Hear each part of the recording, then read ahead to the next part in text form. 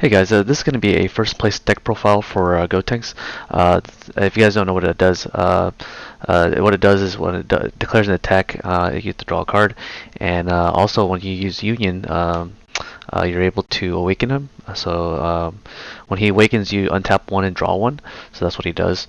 On his backside, it's pretty simple. What it does is when it swings to a leader, you get to draw a card, most like every other leader. But the other cool thing about him is that he generates a ghost token whenever you use the Union Fusion. That happens once per turn. Also, activate battle. You can remove a ghost token and then combo with a mono green card from your drop area, and then he gets the basically a plus 5k on either player's turn. So I really like leaders that are able to combo from the drop area or just combo from other areas besides the hand. This basically preserves your hand size by removing from play a ghost token. And when you remove from play a ghost token, which you generate for free, you're able to preserve your hand size, much like every other leader. I really like this particular leader because it's also green. You're allowed to use really powerful green cards such as Dormant Potential Unleashed. You can also use Homicidal Clones, which is every deck or every color has a form of token negate. But you also have access to Charismatic Villain, and you have really strong unisons that allow you to generate plus ones. But the cool thing about this leader is that its battle cards are very unique to it's basically leader locked. The battle cards that it plays are very, I think it's very amazing what it can do. A lot of synergy and a lot of pushes. Yeah, so I'm gonna get into the deck profile. So this deck is very similar to the one that won Latin America, but there was some gripes I had with that deck list. There was no one-drop Goku, so I added the Goku into the deck list. I don't see why they don't play it. That list, when I looked at it, there was no turn one play at all. It was just charge pass, and I disagree with that. I think the real champ of this deck is to be able to fetch your union, any union that you want that costs 6 or less, and then be able to add it to your hand from the deck. And also, this also has the ability to pay 1 energy, and then you can just sack it off and search the materials. But I hardly ever use that ability, but you can use that ability. Your unison that you do play is the one that allows you to search for the materials anyways, and it does it way better than this one does. I play 4 of the Grim Reaper. There's no other explanation why you shouldn't be playing this. It's a really good card. It just dual attack. It has deflect. Attacks for 25k. Also draws you 2 cards and then it floats. Like, there's no reason that you shouldn't be playing this.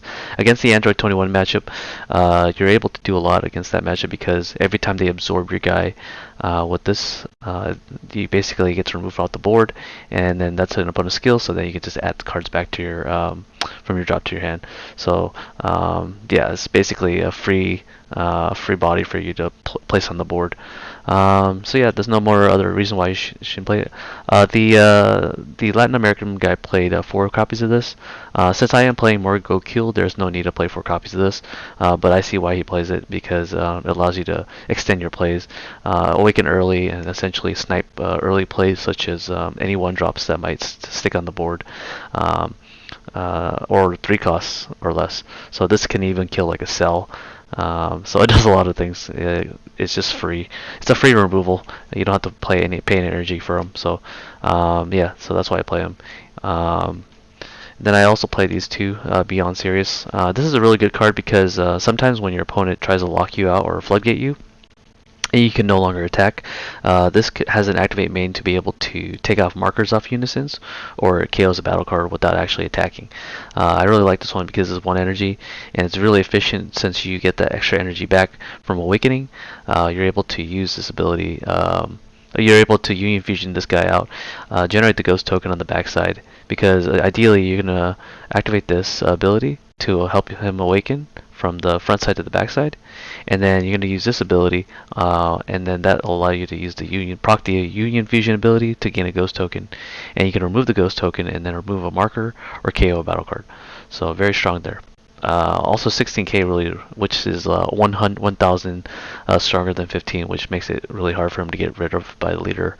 If the leader swings at him, they have to combo up just to kill him. So that's a really cool thing about him. One thing that other people or most Gotenk players don't play is this the 8 drop. I don't know why people don't play the 8 drop. I think it's an amazing card. Um, Ideally, when you play this on turn 4 or 5, you're generating a ton of advantage. What it does is when you use for this guy, you get to choose a battle card, ignoring barrier, KO it. Your opponent discards a card, and then you generate 2 ghost tokens. The ghost token's like a huge part of this deck, and this guy literally this particular card generates so much advantage on its own. Being a 30k and a dual attack with deflect, it's like I calculated this. It actually it's a plus 14 if all the attacks go past the negate step into the combo step. So if you get this guy to the combo step and your opponent doesn't negate and they have low life, they're going to be taking this card by itself takes 14, 15 cards out of your opponent's hand. So it's pretty nuts. It allows you to also discard. It also draws 2 when you play him, so you replace the Unifusion targets. It's amazing. Honestly, I was thinking about bumping it to 8, to 4 because it's not searchable by GoQ, but there's no need to resolve more than 1 copy in a game because by the time you resolve 1 copy, you're pretty much set. So yeah, definitely consider playing this guy, especially in a slower, grindier game. This guy shines for sure. Yeah, everything else is pretty standard. I do play 4 of these. Really great because you can basically fusion using this as a material. Give your leader a +5 for the whole turn, and then when he's in the drop area, you can combo him for free. So that's what I love about this particular card. So there's not much to say. It helps you just feel up your name. It's both a Sun Goten and a Trunks. It's basically a staple. There's no reason why you shouldn't be playing 4 copies. I do play 4 called Faultless Youth.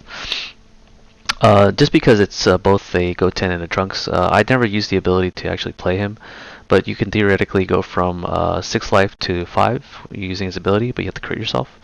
And when you do that, you have the ability to play him, and then you have an activate main where you can return him back to your hand, check the top 5 cards, 7 cards I believe. Hold up, it's 5 or 7. Yeah, you look at the top 5 cards for Gotenks, any Gotenks, so you can even search the 8 drop, and you can also add a Unison as well. The specified cost 2. Yeah, so I haven't used that ability at all in the tournament that I played, but you could definitely do that.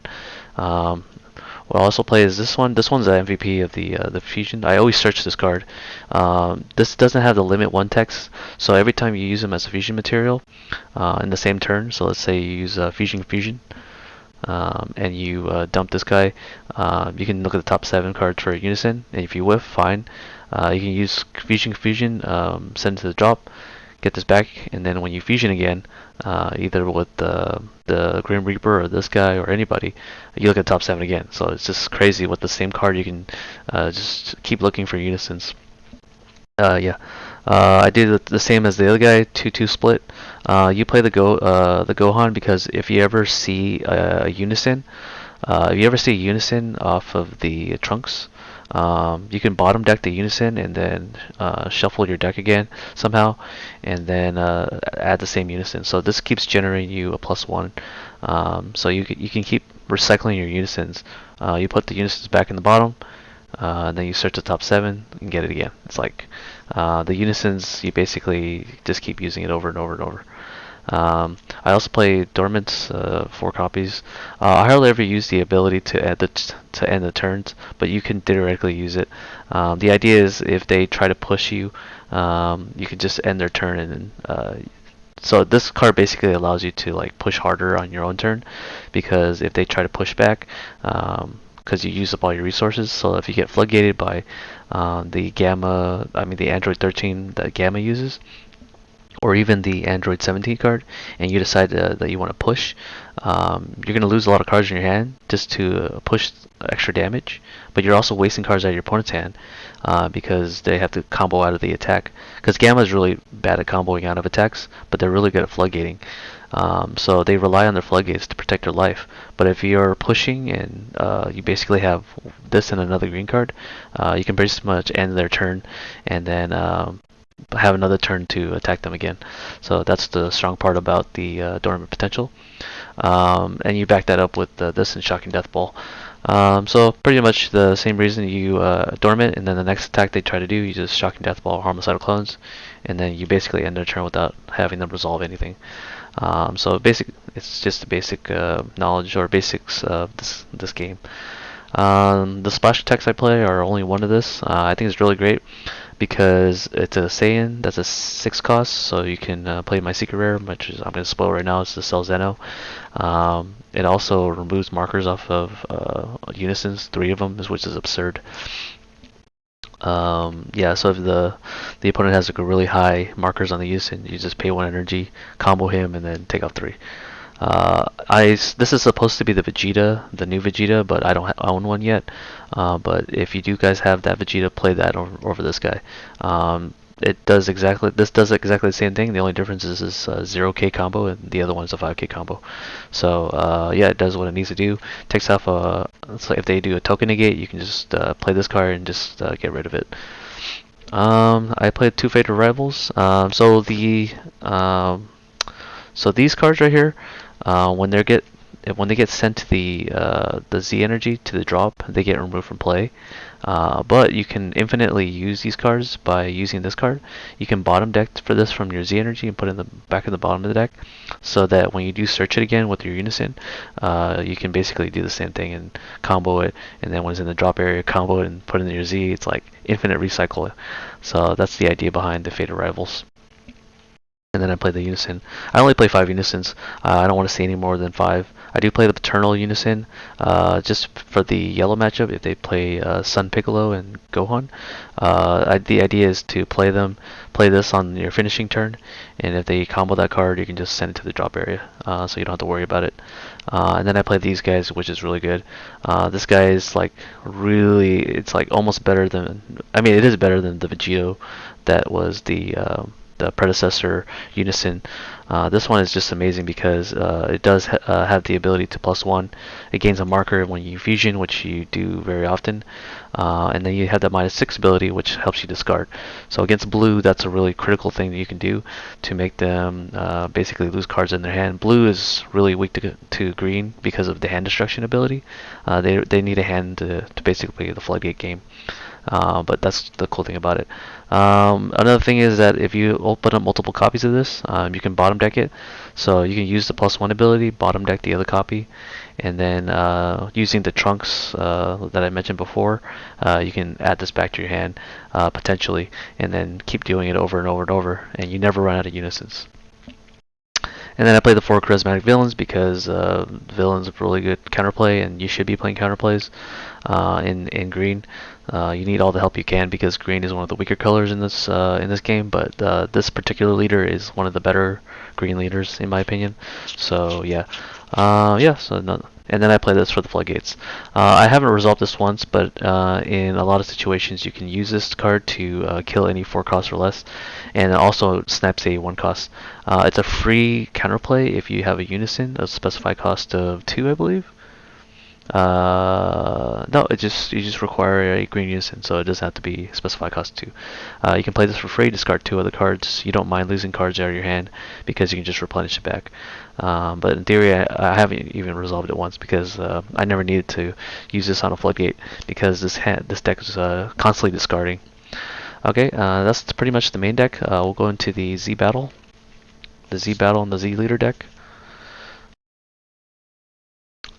So I play the Piccolo, only 1 copy.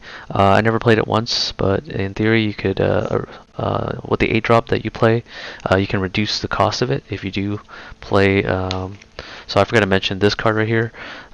It reduces its play cost or its skill cost to play it by 1 if you control a Z battle card that's green.